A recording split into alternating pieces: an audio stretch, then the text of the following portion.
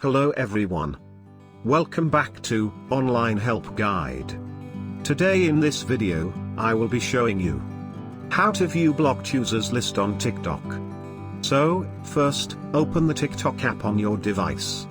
Now, tap on the profile icon, located at the bottom right corner of your screen. And, it will take you to your profile page. You can see the hamburger icon, at the top right corner of your screen.